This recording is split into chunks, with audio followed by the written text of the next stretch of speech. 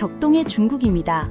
오늘 전해드릴 소식은 한때 세계의 공장이라 불렸던 이 나라에서 조용히 진행 중인 사회의 붕괴입니다. 선전, 상하이 같은 도시에 밤이 되면 다리 밑이나 공원 구석에 파란 방수포 텐트가 줄지어 있습니다. 안에는 전직 엔지니어나 사무직이었던 정장을 입고 일했던 사람들이 지금은 맨바닥에서 잠을 청합니다. 도시 불빛이 꺼질 때마다 보이지 않던 현실이 드러납니다. 슈퍼마켓 가격표는 매일 오르고 빵 한 개가 120엔, 우유값은 2배 이상이 되었습니다. 물가는 치솟아도 급여는 제자리이며 중소기업의 상여금은 사라지고 임금 체불이 일상이 되었습니다. 사흘 안에 월세를 못 내면 쫓겨난다. 그런 글들이 SNS에 넘쳐흐릅니다. 한 젊은이는 대학을 졸업해도 편의점 아르바이트조차 지원자가 100명을 넘는다고 말합니다. 과거 성장의 상징이었던 선전의 공업지대엔 구인 광고가 빛바랜 채 방치되어 있습니다. 24시간 가동되던 공장은 셔터를 내렸고 정문에는 폐쇄와 임금체불 종이가 붙었습니다. 지방에서 온 이주 노동자들은 직장을 잃고 고향에 돈을 보내긴커녕 당장 자신의 끼니를 걱정합니다. 정부 통계 실업률은 5% 안팎이지만 실제 수치는 그 몇 배 이상이라고 전해집니다. 특히 청년 실업률은 사회 불안을 우려해 비공개로 전환되었습니다. 진실을 감추는 것이 안정의 조건이 된 것입니다. 거리에는 노숙하는 이들이 증가하고 있습니다. 남녀노소를 불문하고 혹독한 날씨를 견디는 이들 대부분은 불과 몇 달 전까지 평범하게 일했던 사람들입니다. 여성은 영상에서 밤새 울면서도 일터로 향했지만 월급이 끊겨 집세를 감당 못하고 거리로 나왔다고 했습니다. 또 다른 남성은 SNS에 일주일째 제대로 먹지 못했다. 빵 한 조각이라도 나눠달라고 올렸습니다. 이 나라의 굶주림은 이제 농촌이 아닌 도시 한복판, 초고층 빌딩 바로 아래의 현실이 되었습니다. 2025년 중국. 가장 눈부시게 성장했던 나라는 이제 가장 조용히 붕괴하는 나라가 되고 있습니다. 이 붕괴의 연쇄는 금융 시스템을 집어삼키려 하고 있습니다. 은행 앞에는 연금에 의지하는 어르신들이 아침 5시 동트기 전부터 줄을 섭니다. 통장을 꽉 쥐고 제발 오늘은 돈을 찾게 해달라고 되뇌지만 ATM은 시스템 조정 중이라는 안내만 뜬 채 움직이지 않고 창구도 열릴 기미가 없습니다. 겨우 직원이 나와도 하루 인출 한도는 3,000엔이라는 말에 한숨만 터져나옵니다. 자기 계좌에서 돈을 꺼낼 수 없는 사실상의 예금 동결 현상이 중국 전역에서 벌어지고 있습니다. 시작은 허난성의 지방은행이었습니다. 시스템 점검을 사유로 예금 인출이 중단됐습니다. 하지만 일주일이 지나도 복구되지 않았고 SNS에 항의한 사람은 계정이 삭제당했습니다. 이후 산동성, 스촨성 등지에서도 유사 사례가 확인됐습니다. 정부는 기술적 문제라고 해명했지만 주민들은 은행에 돈이 바닥났다는 진실을 알고 있습니다. 대출 부실과 부동산 대출 미회수로 예금을 내줄 자금이 사라진 것입니다. 과거 국가가 보장해 안전하다던 지방은행, 이제 그 말을 신뢰하는 사람은 없습니다. 항의하는 예금자는 거짓 소문 유포로 구속됩니다. 한 여성은 노후 자금 300만 엔을 찾지 못하고 30년 모은 돈인데 이제 내 돈이 아니다라며 울부짖었습니다. 이 한마디는 국민들의 가슴을 후벼 팠습니다. 금융 붕괴는 조용하지만 확실하게 진행 중입니다. 기업 파산이 속출하고 전국 임금 체불 총액은 1조엔을 넘었습니다. 지방정부의 빚은 눈덩이처럼 불어나 이자 상환만으로 세수 절반을 잃고 있습니다.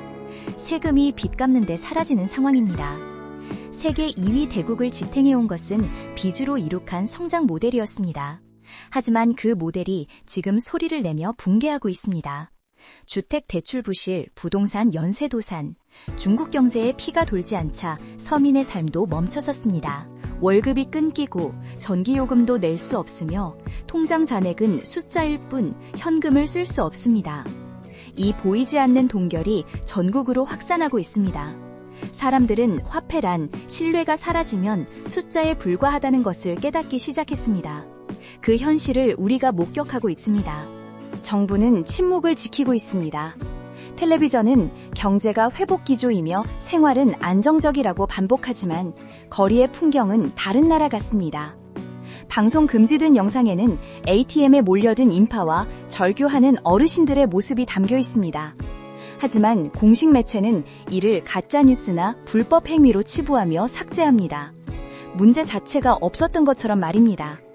SNS에서는 경제 봉쇄, 예금 봉쇄 같은 단어들이 자동 차단됩니다. 검색들과는 관련 규정에 따라 열람할 수 없습니다. 라는 문구뿐입니다. 정보가 통제되자 사람들은 소문과 공포 속에서 살아갑니다. 내일 은행은 열릴까? 내 예금은 안전한가? 아무도 모릅니다. 국가는 침묵하고 서민들은 불안 속에서 서로를 불신합니다. 옆집은 돈을 찾았더라. 아니다, 저 집은 뇌물을 썼다. 이런 소문이 갈등을 만듭니다. 사람들은 현금을 찾아 금을 사모으고 쌀과 물을 비축하기 시작했습니다. 시장에선 골드바가 동이 났고 사재기 인파가 밤샘 줄을 삽니다. 정부의 침묵이 모든 것을 증명한다. 인터넷엔 이 나라는 끝났다는 게시물이 급증하지만 이 역시 삭제됩니다. 희망을 말하는 것이 금지되고 침묵만이 안전한 선택이 되었습니다.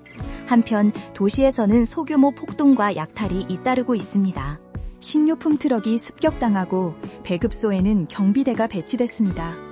시민들의 분노는 우리는 아무 잘못도 없는데 왜 이런 벌을 받아야 하는가? 라는 답없는 질문으로 바뀌었습니다. 국가, 언론, 그리고 사람들마저 목소리를 잃었습니다. 중국 전역에 퍼지는 고요한 절망.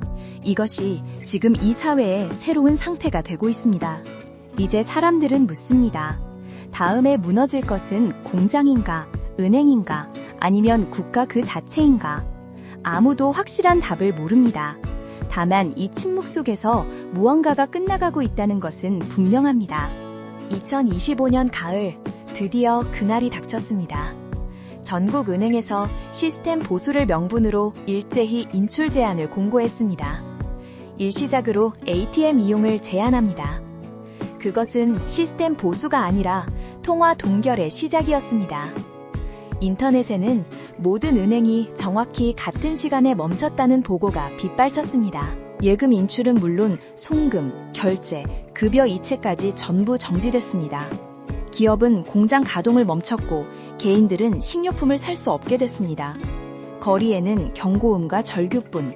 통장에 잔고는 있는데 쓸 수가 없다. 이 한마디가 사회를 뒤덮었습니다. 가게 주인은 물건이 있어도 입금이 안 된다. 물건 떼오는 것도 멈췄다고 말합니다.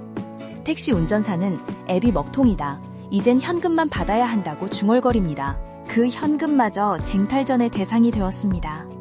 은행 앞에선 암거래가 시작되고 1만엔 지폐가 1만 5천엔에 팔리는 기이한 광경. 전자화폐와 QR 결제가 멈추면서 경제의 혈류는 완전히 멈췄습니다. 사람들은 금을 구하려 몰려들었지만 골드바가 동이 나자 금목걸이나 반지가 암시장에서 현금을 대체했습니다. 사람들의 마음에서 신용이 사라졌습니다. 통화는 숫자, 은행은 건물일 뿐 아무것도 믿을 수 없습니다. 화폐를 신뢰하던 시대가 끝나고 물물 교환과 암거래의 시대가 시작됐습니다. 사람들은 생존을 위해 식량과 연료를 교환합니다. 문명이 퇴보하는 듯합니다. 반면에 국가는 침묵합니다. 텔레비전은 경제가 안정적이라고 되풀이하지만 거리에선 약탈과 폭동이 확산됩니다. 진실을 말하는 것이 죄가 되는 시대가 시작된 것입니다. 그럼에도 사람들은 나지막이 속삭입니다. 이것이 정말 종말일까 혹은 새로운 시대의 시작일까? 2025년의 중국은 침묵했고 통화는 얼어붙었으며 신뢰는 산산조각 났습니다. 그리고 남은 것은 숫자 속에 갇힌 소리 없는 사회입니다. 아무도 소리치지 않고 아무도 웃지 않습니다. 그저 천천히 모든 것이 멈춰갈 뿐입니다. 이것이 국가가 침묵한 뒤의 세상입니다. 다음 시간 이 침묵의 끝에 무엇이 생겨날 것인지 다음 격동의 중국에서 전해드리겠습니다.